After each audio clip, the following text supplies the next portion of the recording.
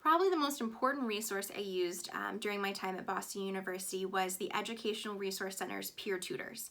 I came from a pretty small high school, and coming to BU my first year was a complete culture shock.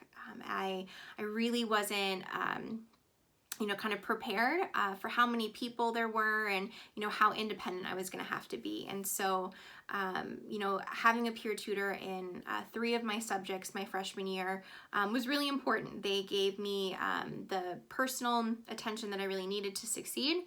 They'd also taken the courses before, so they understood what I was struggling with, and were able to help me fill gaps that I wasn't able to fill myself. So if you haven't used the Educational Resource Center's peer tutors yet, I highly, highly recommend that you do. So one piece of advice that I would give someone who is interested in, one day a career in the fundraising field is that there are so many opportunities to get involved with fundraising right now.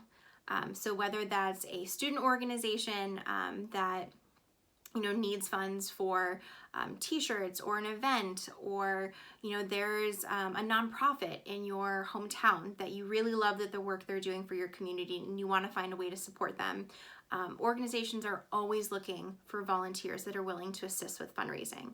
And so sometimes that's drafting letters or emails that are going to get sent out to a ton of people asking for support, and sometimes that's going door to door, or reaching out to your friends or your neighbors, people in your network, to really champion the causes of the organizations and the groups that you're working on behalf of. So I say be creative and find a way to support the things that are important to you, and get your feet wet with fundraising.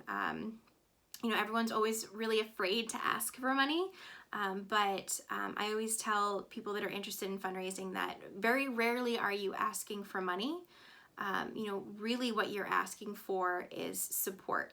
And sometimes that translates to a gift, and sometimes that translates to, the time of a volunteer. But you're asking for that individual to help you continue and support the mission and the work that your organization does. So never be afraid to ask for something that you believe in and that you think is important to advancing the mission of the organization that you're a part of. My first job out of college, I actually was an elementary school art and Spanish teacher. I think that it taught me a lot about time management and classroom management, which I now, translate into the work I do with volunteers, and the work I do, with event planning and event management. So, the second career I had after teaching was completely different. I worked as a consultant at IBM with higher education and nonprofit clients. So I was shocked, however, at the same skills that I needed as a teacher, I needed as a consultant. So whether that's talking to clients and educating them about areas of their business that they can optimize, or that's managing a large meeting and making sure that everyone's on the same page and that we're all working towards the same goal. I think that a lot of the skills that I picked up in my different careers along the way translated to the work that I do now. And so as far as professional experience outside of fundraising, that's really allowed me to excel as a fundraiser, I would say that the majority of my professional experience has been outside of fundraising. I've only been working here at BU in this role for about 3 years now. And so I think that my greatest strength is the fact that I did not come from a philanthropy background, and I spent some time in the education field. I spent some time, in the nonprofit field, in government fields, working with clients.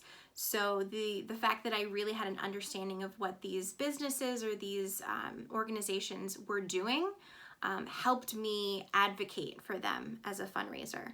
So I would say my biggest piece of advice is to really make sure that you understand and appreciate the organization that you've chosen to work for, because unless you truly have a knowledge of why they do what they do and why the work that they do is so important, it'll be difficult to ask a donor for their support, be it time, be it talent or treasure. making sure that you understand the mission, the vision, and values of the organization that you work on behalf of is going to be critical to your success as a fundraiser in the future.